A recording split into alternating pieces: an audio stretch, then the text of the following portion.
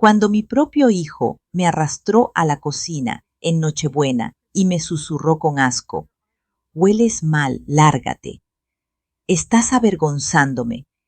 Sentí que el piso de mármol se abría bajo mis pies. Me puso dinero en la mano como si fuera una limosna y me echó a la nieve.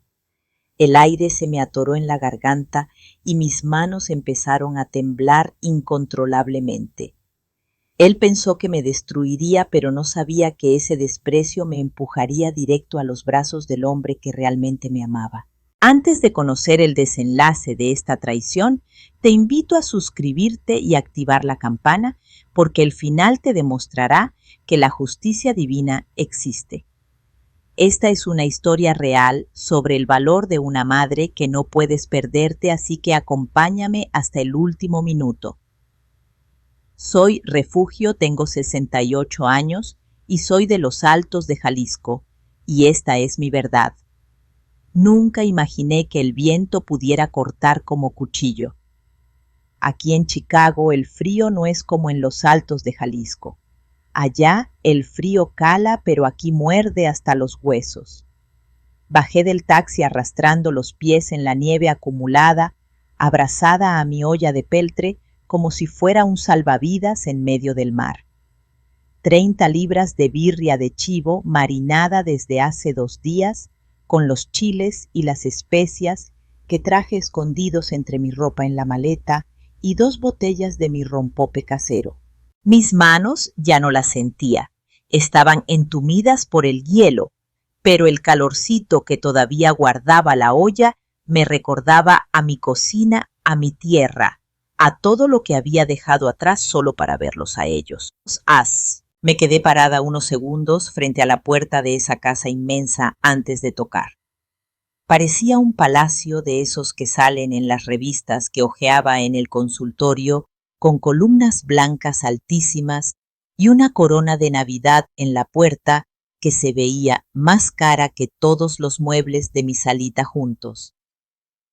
Suspiré hondo, tratando de calmar el golpeteo nervioso en mi pecho que no me dejaba respirar bien. Me dije a mí misma que no fuera tonta, que no tenía por qué sentirme chiquita. Al fin y al cabo, cada ladrillo de esta mansión, cada ventana de cristal doble, se pagó con las rodillas que me gasté tallando pisos ajenos y con el terreno de mi papá que vendí sin chistar hace tantos años. Toqué el timbre con el codo porque no quería soltar la comida por nada del mundo. Cuando la puerta se abrió, me golpeó un calor seco artificial que me resecó la garganta de golpe. Olía a algo raro, como a bosque de mentiras. Era el olor de esas velas caras que mi nuera compra por docena, un aroma a pino químico y canela falsa que chocó violentamente con el vapor especiado y honesto de mi birria. Ahí estaba ella, tan elegante, tan perfecta, con su ropa de marca color crema, que parecía no tener ni una sola arruga, como si nunca se hubiera sentado. Me miró y juro por la Virgen de Zapopan que lo primero que vieron sus ojos claros no fue a su suegra que viajó 3000 kilómetros para verlos, sino la olla vieja y despostillada que traía clavada en los brazos. Ni siquiera me saludó bien. Arrugó la nariz fina como si hubiera olido basura podrida y me dijo casi en un susurro desesperado, para que no la oyeran las visitas que ya estaban en la sala, que esa olla olía demasiado fuerte, que iba a impregnar sus cortinas de seda importada y a arruinar el ambiente sofisticado que había planeado. Me quitó la olla de las manos casi a la fuerza, no para llevarla a la mesa, sino para correr a esconderla en la despensa allá al fondo, detrás de unas cajas grandes de cereal orgánico, como si mi cariño fuera algo vergonzoso y sucio que había que tapar rápido. Sentí un nudo amargo en la garganta, pero me lo tragué. Pensé que Roberto arreglaría todo en cuanto me viera, y entonces salió él, mi Roberto, mi orgullo. Venía vestido con un traje oscuro que brillaba bajo las luces empotradas, con una copa de cristal en la mano. Se veía tan señor, tan importante, tan lejos del niño, que corría descalzo en el patio de tierra. Solté las bolsas en el suelo de mármol y abrí los brazos, esperando ese abrazo que llevaba soñando meses, ese abrazo apretado que me devolviera el alma al cuerpo y me quitara el frío del viaje. Pero él se detuvo en seco a 1 metro de mí, bajó la mirada hacia mis zapatos viejos, mojados por la nieve sucia, que estaban dejando manchitas oscuras en su piso inmaculado. No me abrazó, me estiró la mano derecha, rígida, fría, distante, como si estuviera saludando a un socio de negocios incómodo y no a la madre que le limpiaba los mocos y que se quitó el pan de la boca 1000 veces para que él comiera carne. Me dijo: «Hola, mamá, ¿llegaste?», pero lo dijo sin mirarme a los ojos, mirando por encima de mi hombro hacia la sala, preocupado de que alguien importante me viera allí parada con mi rebozo húmedo. En ese momento parada, en ese recibidor que parecía museo rodeada de lujo, calefacción y música suave, sentí más frío que afuera en la tormenta. Me vi reflejada en el espejo de la entrada, una viejita de pueblo estorbando en la foto perfecta de su Navidad americana. Algo dentro de mí se rompió bajito, como cuando se estrella un vaso y todavía no se cae el agua. Sabía que algo andaba muy mal, pero mi corazón de madre terco, como es todavía, quería creer que era solo el cansancio. Qué equivocada estaba. Mientras estaba sentada en la orilla de esa silla de terciopelo, con miedo hasta de respirar fuerte para no molestar mi mente, se fue volando 30 años atrás. Parecía mentira que fuera la misma vida. Me acordé clarito del día que fui a la notaría en Tepatitlán. Llevaba puesto mi vestido azul, el único bueno que tenía, y me temblaban las manos más que ahora. Estaba a punto de firmar la venta de las 3 hectáreas que mi papá me había heredado. Era tierra buena, tierra colorada de los altos, donde se daba el maíz que daba gusto. Antonio, ese muchacho de ojos buenos que me rondaba desde la secundaria, me había rogado que no lo hiciera. Me decía que nos casáramos, que él trabajaría la tierra con sus propias manos y que juntos sacaríamos a mi hijo adelante. Pero yo tenía miedo. Miedo de que un padrastro no quisiera a mi Roberto como yo, miedo de que le faltara algo a mi niño para ser alguien en la vida. Así que firmé. Vendí la única herencia de mi padre y con ese mismo dolor le dije a Antonio que no me buscara más.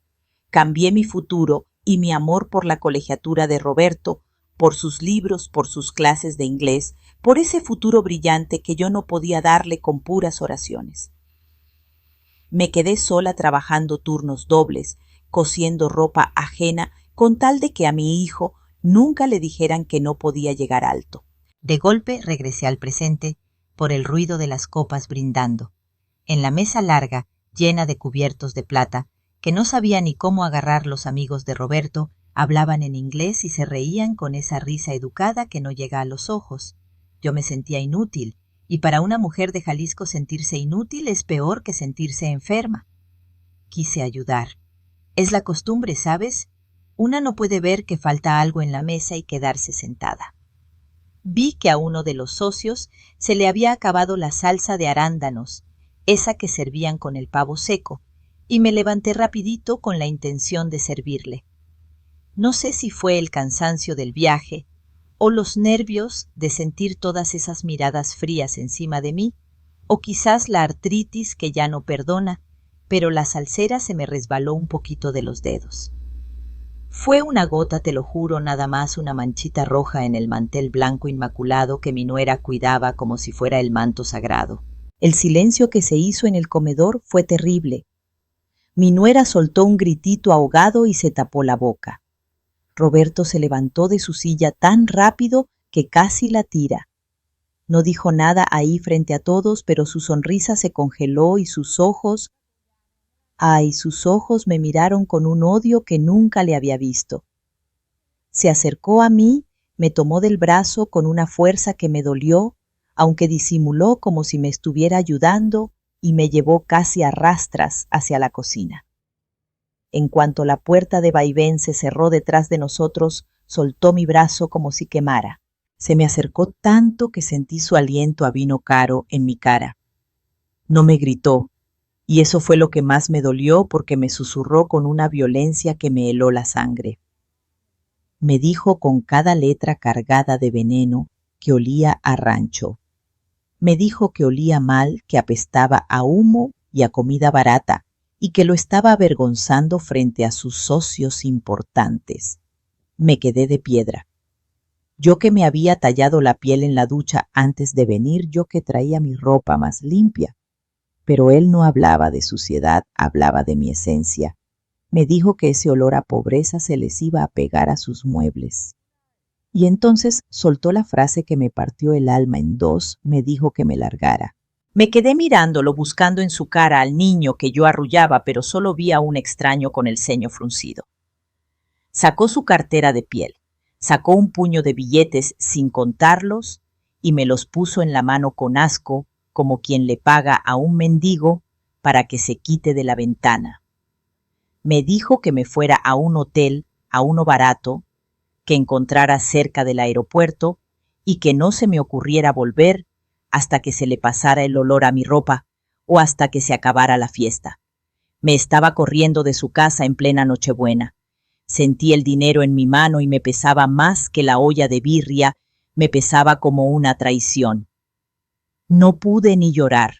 El dolor era tan grande que no cabía en las lágrimas. Agarré mi rebozo ese que él despreciaba tanto y salí por la puerta de servicio, porque hasta para salir tenía que esconderme. Afuera la nieve seguía cayendo, pero ya no sentía frío por el clima. El frío lo llevaba adentro en el hueco donde antes tenía el corazón. No le pedí al taxista que me llevara al hotel. ¿Para qué?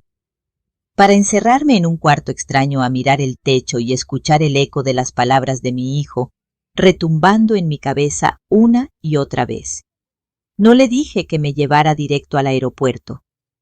No me importaba si tenía que dormir en una silla de plástico 3 días o si tenía que pedir limosna para completar el boleto de regreso. Solo quería irme. Quería borrarme de ese mapa, quería que la tierra me tragara y me escupiera de vuelta en mi tierra colorada lejos de esta nieve y de este desprecio. Me sentía basura. Peor que basura porque la basura alguna vez tuvo uso, alguna vez sirvió para algo. Yo me sentía inservible, una vieja estorbanza que huele a rancho y mancha los paisajes perfectos de la gente exitosa. Caminé por la terminal, arrastrando mi pena con los ojos tan hinchados que la gente se apartaba al pasar, como si la tristeza fuera una enfermedad contagiosa. Busqué un rincón alejado para sentarme a llorar a gusto, lejos de las tiendas de lujo que brillaban demasiado y me recordaban a la casa de Roberto. Y ahí fue cuando lo vi. Era un hombre mayor, vestido con un abrigo largo de lana muy elegante, pero se veía completamente desamparado. Llevaba unos lentes oscuros y un bastón blanco que movía con desesperación de un lado a otro, golpeando las patas de las sillas metálicas. ¿Estaba hablando solo o más bien lanzando palabras de angustia al aire mientras se palmeaba los bolsillos del abrigo con manos temblorosas? Se notaba a leguas que algo malo le pasaba. Me acerqué un poquito no por curiosa, sino porque el dolor ajeno siempre me ha llamado más que el propio. Es un defecto de fábrica que tenemos las madres. Le escuché murmurar que había perdido su cartera, que no tenía identificación, ni dinero, ni teléfono. La gente pasaba a su lado con sus maletas de rueditas y sus prisas, ignorándolo olímpicamente igualito que mi hijo me había ignorado a mí minutos antes. Era como ver un espejo de mi propia soledad. Verlo así tan distinguido pero tan frágil en medio de tanta indiferencia me hizo olvidar por un segundo el hueco enorme que traía en el pecho. Me toqué la bolsa del suéter. Ahí traía los billetes que Roberto me había aventado con asco, esos $50 que eran mi vergüenza y mi única posesión en ese momento. Pensé que yo de alguna forma me las arreglaría. Siempre lo he hecho. Dios aprieta pero no ahorca. Pero ese señor se veía aterrorizado. No lo pensé 2 veces. Mi instinto fue más rápido que mi lógica. Me acerqué a él y le toqué suavemente el brazo para no asustarlo, aunque dio un brinquito. Le dije con voz suave que no se preocupara, que no estaba solo. Saqué el dinero, esos billetes arrugados que quemaban mi dignidad, y se los puse en la mano abierta. Le dije que los tomara, que por favor los aceptara, porque él los necesitaba más que yo en ese instante. Le dije que los usara para un taxi o para llamar a alguien que lo quisiera. El hombre se quedó quieto, congelado, como si le hubiera caído un rayo en plena tormenta. Apretó los billetes en su puño con fuerza y levantó la cara hacia donde venía mi voz, ladeando la cabeza, como buscando un sonido perdido en el tiempo. Hubo un silencio largo entre nosotros, un silencio que apagó el ruido de los altavoces y de los aviones. Despacio, con una lentitud que me puso la piel de gallina, se quitó los lentes oscuros. Tenía los ojos velados, cansados por los años y la oscuridad, pero cuando se clavaron en mi dirección, sentí un corrientazo que me bajó hasta los pies y me sacudió el alma. Me preguntó, con la voz quebrada por una emoción que parecía venir de otra vida, si yo era refugio. Dijo mi nombre con una dulzura que hacía 30 años no escuchaba, una dulzura que creía muerta y enterrada bajo mis sacrificios. Me dijo que esa voz no se le podía olvidar nunca, ni en 100 años de silencio. Me dijo con una sonrisa temblorosa, asomando en sus labios, que seguía teniendo la misma bondad inmensa de hace 40 años. Y ahí, en medio del aeropuerto frío de Chicago, reconocí en ese hombre ciego al muchacho de ojos buenos que dejé llorando en el pueblo para salvar al hijo que hoy me echaba a la calle. Me quedé paralizada, sintiendo que el piso del aeropuerto se movía bajo mis pies, y no era por los aviones. Antonio se quitó los lentes oscuros despacito, y aunque sus ojos se veían nublados y cansados por la cirugía reciente que me acababa de confesar su mirada, tenía la misma intensidad de aquel muchacho que me juró amor eterno en el kiosco del pueblo. Me explicó con la voz entrecortada que no estaba totalmente ciego, que era una recuperación temporal, pero que en ese momento, entre el mareo y la confusión de la multitud, se había sentido verdaderamente perdido hasta que sintió mi mano. Me dijo que mi gesto, el darle mis últimos centavos, cuando yo misma estaba destrozada, le había confirmado que Dios no se equivoca al cruzar los caminos. Me confesó que lo que yo creía que era un viejo desamparado en realidad era un hombre que había hecho fortuna construyendo rascacielos, levantando imperios de concreto, pero que nunca había podido construir un hogar porque le faltaba la única mujer que había amado. Me tomó las manos entre las suyas, que se sentían cálidas y fuertes, y me contó que nunca se casó, que se dedicó a trabajar como loco para no pensar en mí, respetando mi decisión de sacrificarme por Roberto, aunque eso le hubiera roto el alma. Sacó de su abrigo no la cartera perdida, sino una seguridad que me dejó muda, diciéndome que el dinero ya no era problema, que le sobraba para vivir 10 vidas, pero que le faltaba con quién compartirlas.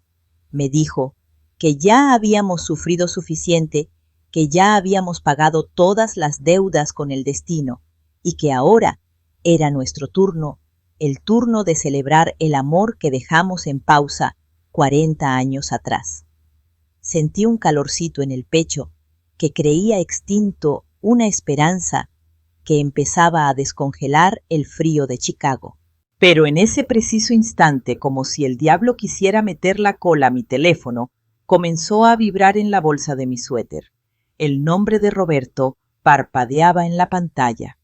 Por un segundo, mi viejo instinto de madre sumisa Quiso contestar con miedo, pensando que algo malo le había pasado, que quizá estaba arrepentido. Contesté con la voz temblorosa. Pero del otro lado no hubo disculpas ni preocupación. Solo escuché la voz de mi hijo llena de rabia y exigencia, gritándome que dónde me había metido, que la cocina era un desastre, que la grasa de la birria había salpicado la estufa y que tenía que regresar inmediatamente a limpiarlo antes de que su esposa viera el cochinero. Me ordenó volver como si fuera su criada, diciéndome que dejara el drama y cumpliera con mi obligación. Algo cambió dentro de mí en ese segundo.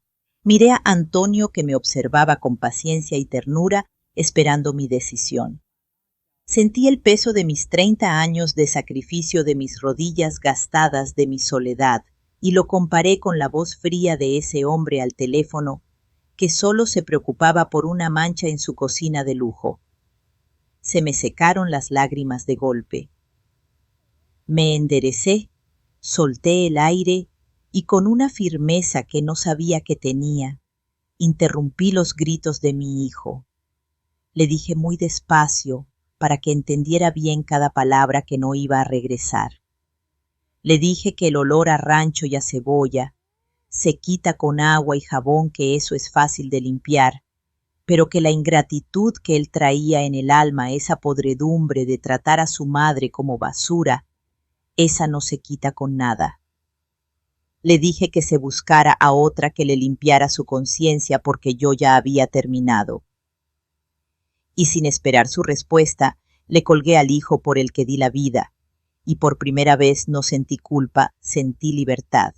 Guardé el teléfono en la bolsa con una calma que me sorprendió hasta a mí misma. Antonio seguía ahí con el cheque en la mano y esa mirada de esperanza que borraba los 40 años que nos habíamos perdido. Con mucha suavidad le bajé la mano y le dije que no, que su dinero no era lo que yo necesitaba para sanar. Le expliqué que si me iba con él a Jalisco no era porque necesitara que me mantuviera ni para que me salvara de la pobreza, sino porque quería caminar a su lado hombro con hombro como debió ser desde el principio. Él sonrió, entendiendo que mi orgullo de mujer de los Altos seguía intacto, y guardó el papel.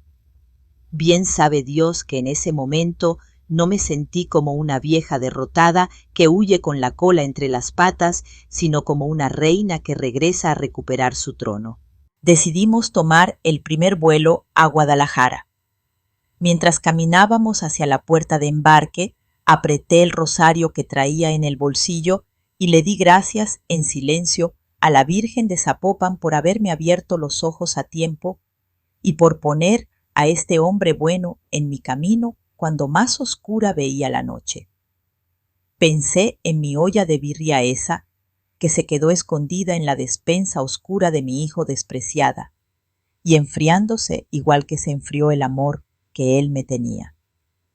¡Ay, mi hijo, qué descaro!, pensé con tristeza, pero sin amargura.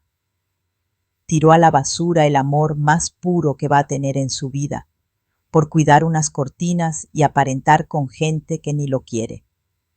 Allá él con su conciencia, si es que le queda alguna. Yo ya cumplí.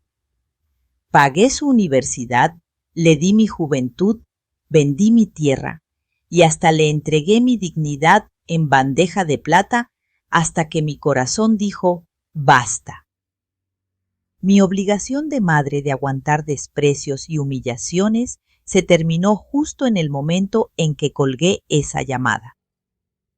Sé que la ley allá en mi tierra dice que los hijos deben cuidar a los padres, que podría pelearle una pensión por todo lo que le di, pero ándele pues que se quede con su dinero y con su frío.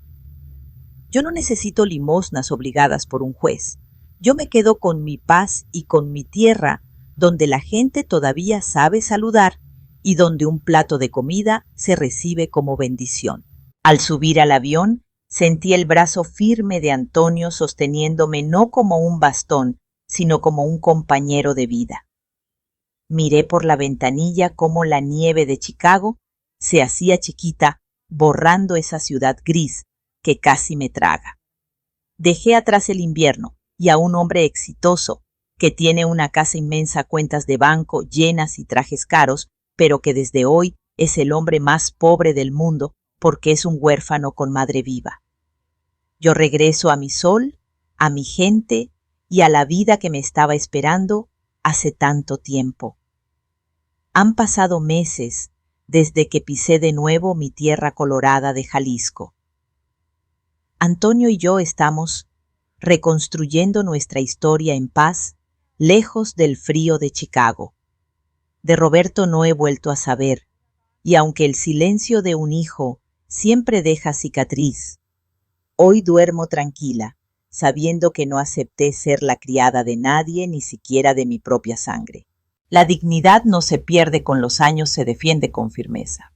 Mi consejo para ti es simple: nunca pongas tu valor como mujer en manos de hijos que olvidaron de dónde vienen.